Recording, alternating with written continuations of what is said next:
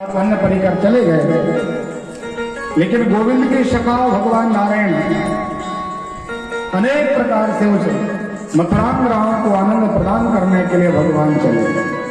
प्रभु के शखा भी चले जा रहे हैं, भगवान भी आनंद ले रहे हैं। तो वहां कंस ने ये समाचार दिया था कि वो दोनों बालक आने वाले हैं, उनको कोई राम राम नहीं कहेगा, कोई उनकी आरती नहीं उतारेगा, कोई पूजा नहीं करेगा, कोई बोलेगा नहीं, और जो भी उनका स्वागत करता हुआ पकड़ा जाएगा तो उसको मृत्युदंड देगा ये कंस। संपूर्ण नगर में ये समाचार दे दिया। तो ब्रज स्त्रीणाम मथुरांगनाओं ने विचार किया कि देखिए ब्रज स्त्रीणाम, ब्रज की स्त्रियों का भाग्य तो देखिए कि जिन लाला का 11 वर्षों का काम मिल लिया और हमारे यहाँ परमात्मा पधारने वाले हैं, तो हमारा ऐसा भाग्य है कि राजा ने आदेश दिया है कि कोई उनका दर्शन नहीं करेगा। तो प्रसाद शिखरारोहण विशाल अट्टालिकाओं पर चढ़ करके मथुरा की उन स्त्रियों ने विचार किया कि हम सतखंडों पर चढ़ करके परमात्मा का दर्शन करेंगे। बड़ी बड़ी अट्टालिकाओं पर जाकर के छुप करके गोविंद का दर्शन किया। भगवान उन्मत्त चाल में चले जा रहे हैं। उन अप्सराओं ने, देवांगनाओं ने, ब्रज की और मथुरा की स्त्रियों ने भगवान के ऊपर सुमन वृष्टि की। जब इस प्रकार से सुमन बरसने लगे तो भगवान के शखा ने, श्री दामा ने कहा, महाराज जी आपने बताया नहीं था कितना सुंदर स्वागत होने वाला है। अरे अच्छे कपड़े भी हमारे घर रखे थे, लेकिन मैं तो जल्दी जल्दी में कुछ भी पहन के चला आया। महाराज अच्छा सा नहीं लग रहा। परमात्मा ने कहा चिंता मत करो। और एक सुंदर घाट पर परमात्मा पहुंचे, जहां पर अनेक प्रकार के राजसीय वस्त्रों को साफ करने की व्यवस्था थी। भगवान पास में पहुंचे और वस्त्रों को साफ करने वाले जो परिकर थे उनको प्रणाम किया। मामा जी राम राम, हम आपके पास आए, हमारे साथ ये इतने गोपवाल हैं, इनके वस्त्र कोई अच्छे से नहीं, इसलिए आप कृपा करो और राजसीय वस्त्र इनको प्रदान कर दो। तो वहां का जो धोबी था उसने विचार किया ये बड़ा चालाक है, बातों में सबको अपने बस में कर लेता है, फिर अपना काम निकाल लेता है। ये क्या जानता है कि ये वृंदावन है, अरे ये मथुरा है, और मथुरा में सब पढ़े लिखे व्यक्ति हैं। थोड़ा बहुत अपन पढ़ लिख लें तो महाराज घर पर भगवान को नहीं मानते। परमात्मा का अपमान करने लगा वो, और कहने लगा तुम क्या जानते हो कि तुम्हारी भोली भाली बातों में हम आ जाएंगे। अरे हम कंस के परिकर हैं, और जो काम महाराज को करना है हम तत्काल कर देंगे, मार डालेंगे तुम्हें।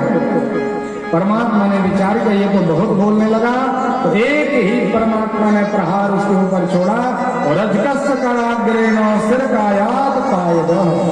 भगवान ने एक हाथ का प्रहार दिया और परमात्मा का चाटा इतना जोर से लगा महाराज कि रजत का वो सिर धड़ से अलग हो गया। और जितने लोग थे विचार करने लगे महाराज पोटलियां छोड़ दो, भाग निकलो, जान बचाना है। सात पोटलियां छोड़ करके भाग निकले। परमात्मा ने सबको वस्त्र पहना दिया, लेकिन बड़े बड़े वस्त्र थे, वो भी आनंद नहीं। तो एक दर्जी के यहाँ जाकर के, नामदेव के घर जाकर के भगवान ने वस्त्रों को मान में किया। श्री दामा सुदामा नाम के एक मालिक के यहाँ जाकर के भगवान ने सबको माला पहनाई। कंसुक नाम के सखा ने कन्हैया से कहा महाराज वस्त्र बड़ी सुंदर बगलबंदी पहनी गई है और माला भी गले में डली है, और हम ब्रज की 3 विशेषताएं हैं महाराज। ब्रज में रहने वाले व्यक्ति 3 विशेषताओं से युक्त रहते हैं।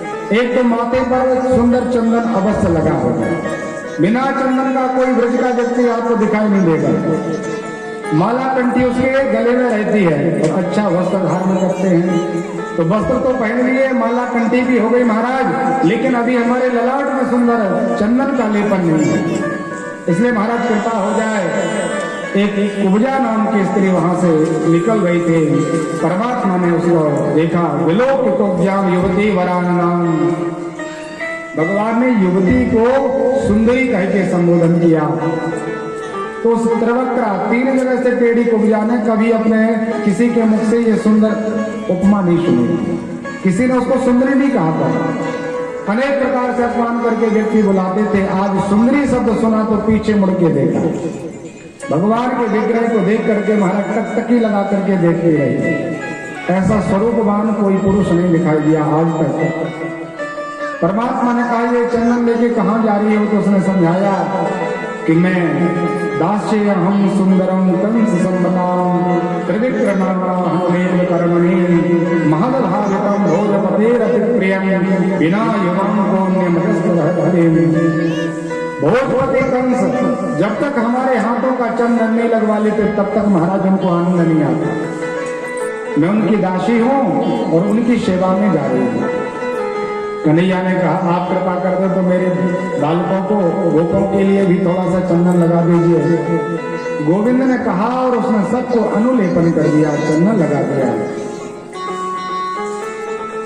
उस कुब्जा ने कहा महाराज आपने सुंदरी कहा था तो वो काम पूरा कर दें। गोविंद ने एक पैर पर पैर रखा और दूसरा हाथ उसके ठोड़ी पर लगाया। काहू ने लखा देख सब ढाले कोई देख नहीं पाया। तो तत्काल भगवान ने एक झटका दिया, कुब्जा के वो तीनों टेर एक कर दी और सर्वांग सुंदर भगवान ने उसको बना दिया। बोल भक्तवत्सल भगवान की जय।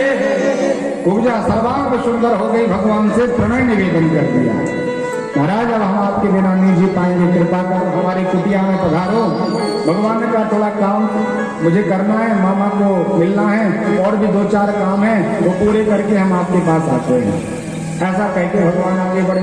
यहाँ कंस ने विचार किया मेरा स्नान हो गया, अभी तक वस्त्र नहीं आए, कहाँ गया मेरा वो कर्मचारी सैनिक? कहा महाराज अब आपके वस्त्र कभी मिलने वाले नहीं है। बोले क्या हुआ? बोले उसी आपके काल ने आपके भांजे ने सबको आपके वस्त्र पहना दिए।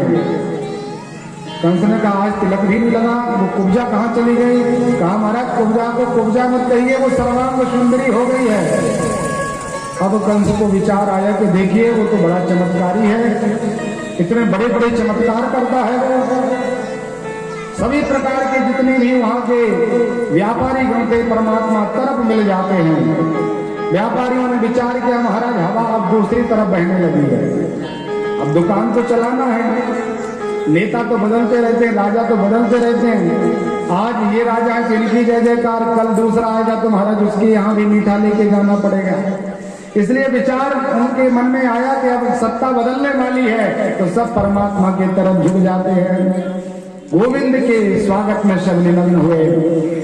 भगवान दिव्य धनुष का दर्शन करने के लिए पहुंचे। जैसे अयोध्या नाम राम जी सरकार ने जनक जी के यहाँ राम शिव धनुष का भंजन कर दिया था, ऐसे भगवान कृष्ण जी ने बलदाव जी के साथ जाकर धनुष में मकशाला में जाकर के दर्शन किया और देखते देखते धनुष को चढ़ा करके भंग कर दिया। बोल लक्ष्मी नारायण भगवान जय हो। टूटे हुए भाग को लेकर के परमात्मा आगे बढ़े तो देखा कि उस विशाल दरवाजों के बीच में कुबलिया पीर नाम का हाथी बंधा हुआ है। सुखदेव स्वामी परीक्षित को कहते राजन ये बलि का बेटा है, मंदमती नाम था इसका। आज 10,000 हाथियों का बल लेकर के खड़ा है, महाओं के उस पर शिकार है, अंकुश उसके हाथ में है और उस कुबलिया पीर नाम के हाथी को वारुणी मदिरा का पान कराया गया। उसमें मद आ जाए, अनेक प्रकार से रसा नशा युक्त होकर के चारों तरफ घूमने लगा। परमात्मा ने विचार किया कि इसको भी देखना है, तो भगवान बिल्कुल छोटे बन करके उसके पेट के नीचे खड़े हो गए। अब उसने चारों तरफ देखा कि कहाँ गया वो। भगवान किलकारी कर करके उसके पेट में मुस्तक प्रहार करते हैं। विचार आया इतना छोटा होकर के मेरे साथ युद्ध करेगा। भगवान को झपटने का प्रयास किया, सूर को आगे बढ़ाया, परमात्मा पीछे पूंछ को पकड़ करके घसीटने लगे और ज्यादा उसको क्रोध आया। महावती ने भी अंकुश लगाया कि जल्दी से इसको मार डालो। भगवान नीचे लेट जाते हैं कि आएगा हमारे ऊपर पैर से प्रहार करेगा। भगवान आगे लेटे हैं। कुबलिया पीड़ ने विचार किया कि अब तो इसको मार ही डालेंगे। तत्काल उसने बड़े जोर से पैर पकड़ा, भगवान वहां से आगे खिसक गए। वो भी उसका जो पैंतरा था वो नष्ट हो गया, विफल हो गया। बड़े क्रोध में आकर के भगवान तरफ झटका। परमात्मा ने विचार किया कि इसको ज्यादा नहीं खिलाना चाहिए, दुष्ट है। तो भगवान एक मुस्तक प्रहार किया और महावती सहित उसको बलिया पेड़ का अंत कर दिया। वो लक्ष्मीकांत भगवान की। अब परमात्मा उस हाथी के जो 2 दांत थे, एक कन्हैया ने अपने स्कंद में लिया और एक बलदाऊ जी ने अपने सुंदर स्कंद में धारण किया। सुंदर रंगमंच की व्यवस्था की गई थी, अनेक प्रकार के मल्लों को बुलाया गया था। जैसे ही नारायण भगवान ने उस रंगमंच में प्रवेश किया महाराज, तो जिसकी जो भावना जैसी थी तदानुसार भगवान ने उसको दर्शन दिया। सुखदेव जी के शब्दों में श्रवण करें। बल्लानां सनिर्मणां कवरां स्त्रीणां सरोमूर्तिमां गोपां सजनो सतां चितिभुजां शास्त्रास्वपित्रो शिशु मृत्युर्भोजपते दिदारुदां तत्त्वं परम योगिनां वृषणीनां परदेवतेति विदितो रंगा। अपने अग्रज के साथ भगवान ने उस रंगमंच में प्रवेश किया। जिसकी जो भावना थी भगवान ने तदानुसार दर्शन कराया। जाती रही भावना जैसे, जाती रही भावना जैसे, जाती रही भावना जैसे, जाती रही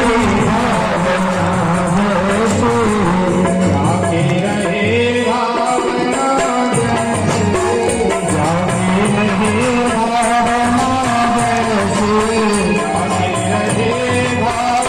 भावना जैसे, जाती रही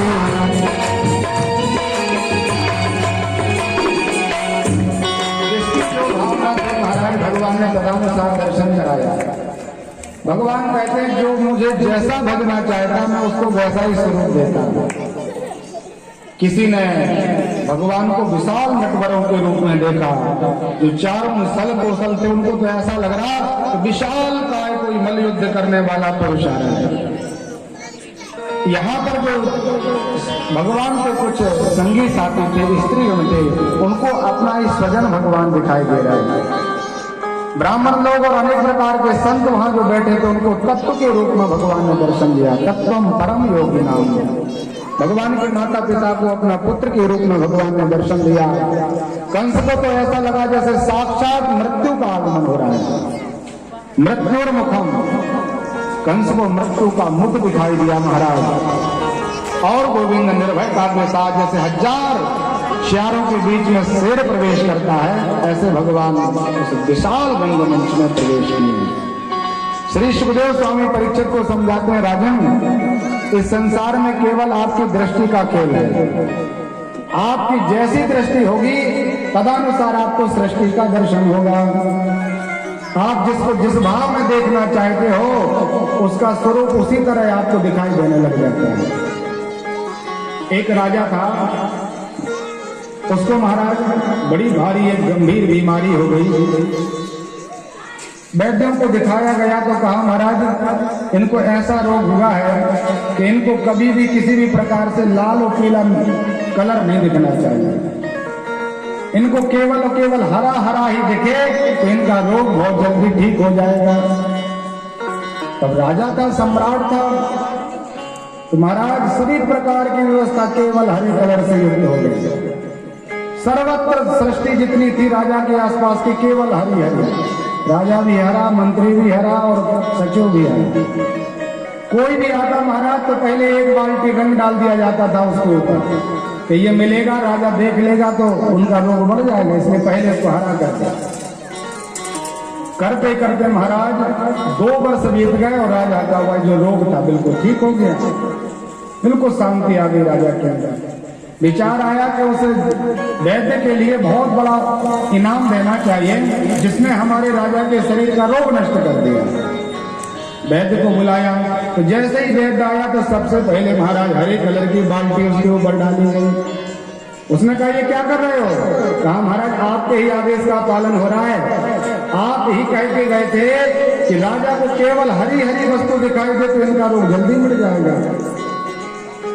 वैद्य ने अपना माथा पीटा, धन्य हो महाराज आप लोग, कितना पुरुषार्थ किया, आगे चल के देखा तो सर्वत्र हरा हरा ही दिखाई दे रहा है।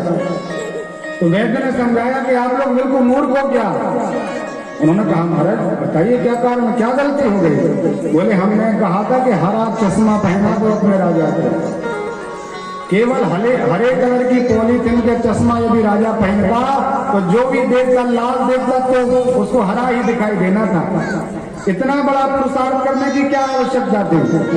केवल चश्मे से ही उसका जाकर के दृष्टि दोष नष्ट हो जाता। इसी तरह महाराज यदि हम सामने वाले के अंदर दोष दर्शन करते हैं तो ठीक उसी तरह दोष हमारे अंदर भी प्रवेश कर जाते हैं। जिस कलर का आप चश्मा धारण करोगे सृष्टि वैसी ही दिखाई देगी। इसलिए परमात्मा का सर्वत्र दर्शन होना चाहिए। सी राम मैं सब जग जाने करहूं प्रणाम जोर योग पानी। परमात्मा ने दिव्य सबको आनंद प्रदान किया। वहां जो मुश्किल था वो बलदाऊ जी से भिड़ गया तो चारों नाम का दैत्य भगवान कृष्ण से मल्ल युद्ध करने लगा। जितने भी दर्शक थे सब खड़े हो गए। राजा से कहने लगे महाराज अनीति क्यों कर रहे हो? इतने छोटे छोटे से बच्चे हैं जिनको कोई बल नहीं उनके शरीर में और आप बड़े बड़े मल्लों के साथ युद्ध करा रहे हो। अनीति का दर्शन करने में हम लोगों को भी अधर्म होगा। सबने एक स्वर में गोविंद की तरफ संबोधन किया तो राजा ने विचार किया ये सब इकट्ठे होकर कन्हैया तरफ हो रहे हैं। भगवान ने एक मुष्टिक प्रहार किया, चारों का मान वर्धन किया। बलदाव जी ने मुष्टिक को मार डाला। सल तो सलाह उनका भी भगवान ने परम गति प्रदान की और छलांग लगा करके भगवान कंस के पास पहुंचे। बड़ी ऊंचाइयों पर कंस बैठा हुआ है। आवाज लगाई अरे इनको पकड़ो, मार डालो, बड़ा छलिया है, छल करने वाला है। भगवान ने कहा मामा थोड़ा सा तो रुक जाइए, दो चार बातें हो जाएं अपनी। कितना लंबा समय चला गया, भांजे का जन्म हुआ, आपने कोई भी हमें नेंग नहीं दिया, दस्तूर नहीं दिया, आप हमारे दस्तूर में नहीं आए, पच नहीं दिया। आज हम आए तो थोड़ा सा तो हमारे साथ वार्तालाप हो जाए। कंस ने विचार किया बड़ा चलिया है, मार डालेगा। तो भागने का प्रयास किया तो भगवान ने उसके केशों को पकड़ लिया, खींचना प्रारंभ किया। भगवान ने कहा मामा जी बताइए कैसा अनुभव हो रहा है? आपने मेरी माँ के केशों को पकड़ करके खींचा था, माँ को कितना कष्ट हुआ होगा, आज आपके अंदर इसको समझ में आया होगा।